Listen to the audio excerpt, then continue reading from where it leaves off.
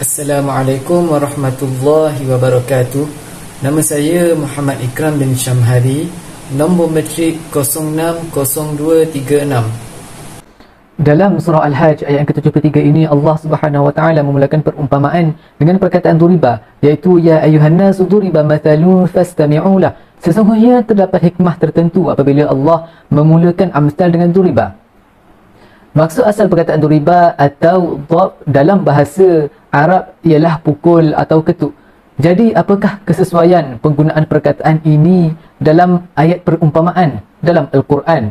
Lafaz duriba atau dhab disebut ketika ingin meninggalkan kesan dan membangkitkan tindakan, iaitu seolah-olah perumpamaan yang didatangkan itu mengetuk dan memukul telinga pendengar dengan suatu ketukan dan pukulan yang berbekas di hati, malah menusuk ke sanubari pendengar. Amsal di dalam ayat ini mengandungi ijaz al-qas yang telah diutarakan tanpa menerangkan dan menghuraikan dengan panjang lebar perkara sebenarnya yang perlu difahami. Penerangan yang ringkas ini sebenarnya sudah cukup untuk difahami oleh manusia mengenai penyekutuan yang dilakukan kepada Allah Subhanahu wa taala dengan melakukan pengabdian kepada berhala-berhala yang pelbagai. Sedangkan mereka sendiri telah mengetahui kelemahan dan kehinaan yang terdapat pada berhala tersebut. Jelasnya keistimewaan gaya bahasa perumpamaan dalam ayat ini begitu terserlah apabila penggunaan perkataan yang sedikit tapi mampu untuk menghuraikan sesuatu yang mengandungi makna yang luas.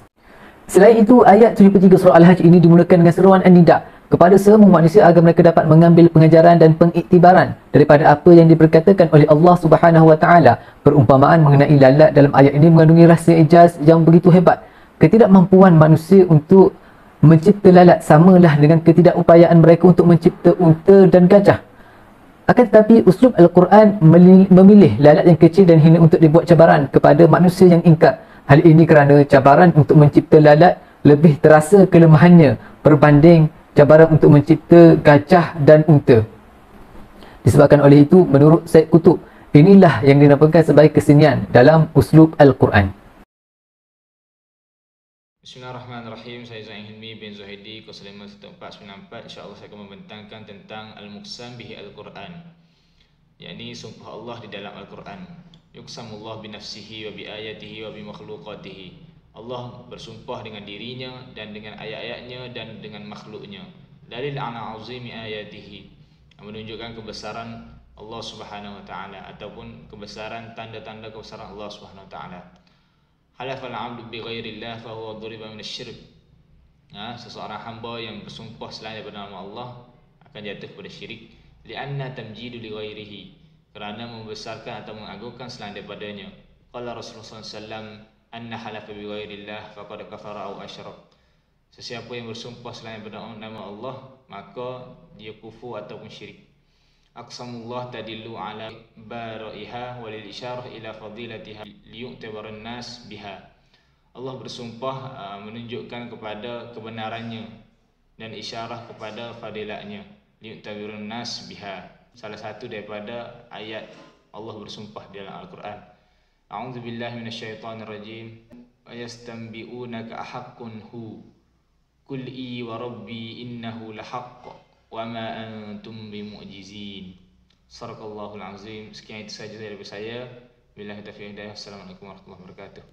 Bismillahirrahmanirrahim. Assalamualaikum warahmatullahi taala wabarakatuh. Nama saya Muhammad Faizul Azwan bin Awang, kad matriks 060127. Hari ini saya akan membentangkan surah As-Saffat ayat 1 hingga 4 yang menerangkan mengenai dua perkara, yaitu yang pertama asal usul iman, yang kedua ialah keadaan manusia. Ibnu Qayyim berkata dalam kitab Al-Tibyan fil Qasam Al-Quran, Dia Maha Suci Allah bersumpah dengan prinsip-prinsip iman yang mesti diketahui oleh makhluk. Kadang-kadang dia bersumpah dengan tauhid, dan kadang-kadang dia menetapkan bahawa Al-Quran itu benar, dan kadang-kadang bahawa Rasul itu benar, dan kadang-kadang atas pahala, janji dan ancaman, dan kadang-kadang dengan syarat manusia. Ayat yang pertama menerangkan mengenai yang bermaksud demi yang bersaf-saf dengan sebenar-benarnya, iaitu para malaikat yang berbaris membentuk saf-saf dalam menyembah Allah, atau para malaikat yang sayap-sayapnya bersaf-saf membentuk barisan di udara sambil menunggu apa yang diperintahkan kepada mereka. Ayat yang kedua yang bermaksud dan demi rombongan yang mengiring dengan sebenar-benarnya, demi para malaikat yang mengiring atau mengarak awan. Ayat yang ketiga pula bermaksud dan demi rombongan yang membacakan, maksudnya para pembaca Al-Quran yang sedang membacakannya sebagai peringatan. Lafaz az-zikran menjadi masdar dari makna fi'il at-ta'aliyat, maksudnya demi para qari yang membacakan peringatan atau Al-Quran. Manakala ayat yang keempat yang bermaksud sesungguhnya Tuhan kalian, hai penduduk Mekah, yang benar-benar esa. Sekian, terima kasih. Bismillahirrahmanirrahim. Assalamualaikum warahmatullahi wabarakatuh. Saya Abdul Jalil bin Ibrahim, nombor metrik 059346. Baik, saya ditugaskan untuk mengenal pasti bahawasanya ayat 35 hingga 43 dalam surah At-Tur ini berada dalam bahagian mana di dalam Al-Quran. Jadi saya mengenal pastinya bahawasanya surah At-Tur ayat 35 hingga 43 ini berada di dalam bahagian jadal. Baik, jadal dan jidal ini adalah berdebat. Berdebat atau bertukar fikiran dengan cara berlumba untuk mengalahkan pihak lawan. Pengertian ini berasal daripada kata-kata jadal tu hablu, yakni ahkamtu fatlahu. Maksudnya aku menguatkan ikatan tali itu. Okey, sebab kedua-dua pihak yang berdebat itu mengukuhkan pendapatnya masing-masing dan berusaha untuk menjatuhkan lawan daripada pandangan yang dipeganginya. Allah juga menyatakan dalam Al-Quran bahawa jadal ni, perdebatan ini merupakan salah satu tabiat manusia, iaitu bahawa manusia ini sentiasa bertelagah dan bermusuhan. Dalilnya dalam surah Al-Kahfi ayat 54. A'udzubillahi minasyaitonirrajim. Walaqad sarrafna fi hadzal qur'ani lin-nasi min kulli mathal wa kana al-insanu aktsara syai'in jadala. Maksudnya, dan demi sesungguhnya kami telah huraikan dengan berbagai-bagai cara di dalam Al-Quran ini untuk umat manusia dari segala jenis contoh bandingan, dan sememangnya manusia itu sejenis makhluk yang banyak sekali bantahannya. Okey, itu maksud ayat 54 daripada surah Al-Kahfi. Seterusnya kita pergi kepada jenis perdebatan dalam Al-Quran, jenis jadal dalam Al-Quran. Ia terbahagi kepada dua, tetapi ayat 35 hingga 43 dari surah At-Tur ini berada dalam jenis perdebatan, jenis jadal yang kedua. Apa itu jenis perdebatan yang kedua? Iaitu membantah pendapat para penentang serta mematahkan hujah mereka. Jadi perdebatan ini pula mempunyai beberapa bentuk. Oleh itu ayat yang saya ditugaskan ini berada dalam bentuk yang pertama, iaitu mengajukan soalan tentang perkara-perkara yang telah diiktirafkan dan diterima secara positif oleh akal, agar ia mengiktirafkan apa yang awalnya diingkari. Seperti mana yang kita dapat lihat penggunaan dalil dengan makhluk untuk menetapkan adanya khaliq, iaitu pencipta. Baik, seterusnya saya akan baca sedikit asbabul nuzul ayat ini. Asbabul nuzul surah At-Tur ini.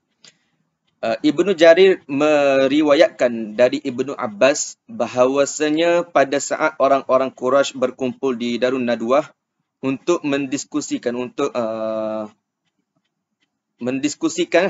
perihal Nabi SAW. Salah seorang daripada mereka lantas berkata, ikat saja tubuhnya dengan tali, lalu tunggulah hingga datang masa kebinasaannya. Sebagaimana yang menimpa para penyair sebelumnya, seperti Zuhair dan Nabilah. Sesungguhnya ia tidak lebih dari sekadar penyair seperti orang-orang tersebut. Sebagai respon terhadap hal itu, Allah lalu menurunkan ayat ini.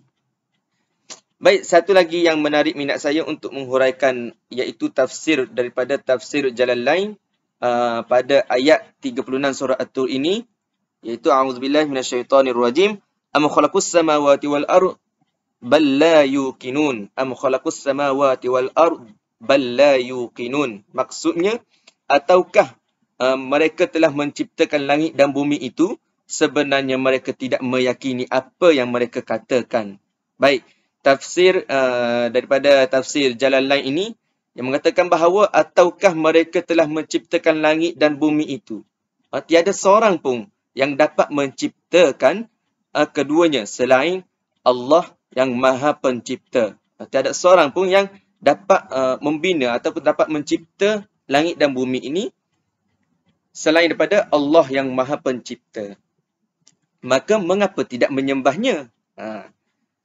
Jadi seterusnya sebenarnya mereka tidak meyakini Allah, kerana seandainya mereka beriman kepadanya, nescaya mereka pun akan beriman kepada nabinya. Sekian daripada saya. Assalamualaikum warahmatullahi wabarakatuh. Bismillahirrahmanirrahim. Kita pergi kepada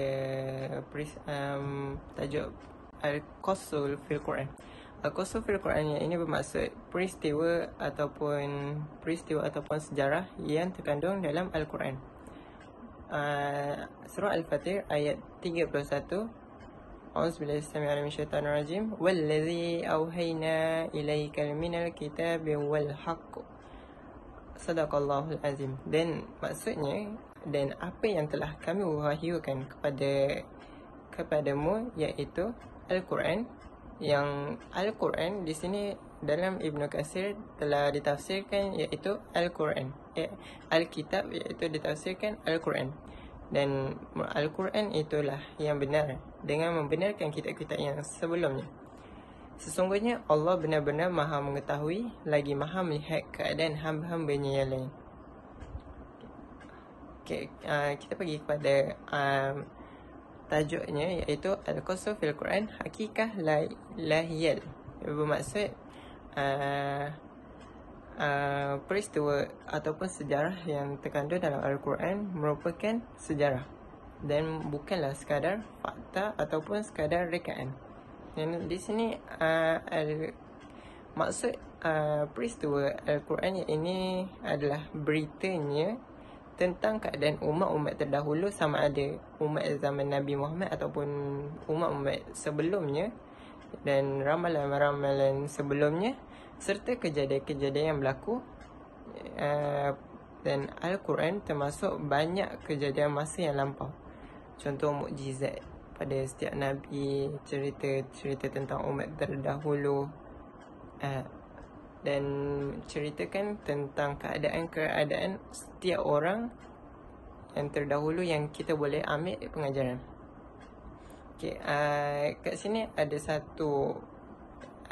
satu benda yang kita perlu ambil penting, iaitu jangan mengatakan bahawa peristiwa dalam Al-Quran ini adalah sekadar hayalan ataupun rekaan. Dan sebagai seorang Muslim sejati percaya bahawa Al-Quran merupakan kalamullah, ini kata-kata Allah, dan tidak mempengaruhi dengan gambaran seni, dan tidak mempedulikan keaslian sejarahnya, serta kisah Al-Quran tidak lain hanyalah sejarah serta fakta. Dan fakta disampaikan dengan kata-kata yang indah, dengan cara yang indah juga.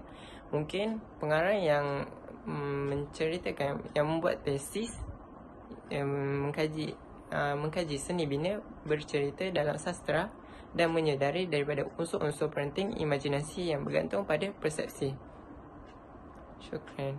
Dan mungkin sekiranya kita menggunakan sekiranya kita mengatakan bahawa peristiwa-peristiwa sejarah dalam Al-Quran merupakan rekaan, maka orang-orang yang kafir akan menggunakan peristiwa tersebut sebagai pembelaan dusta bagi mereka yang bersalah. Sekian, terima kasih.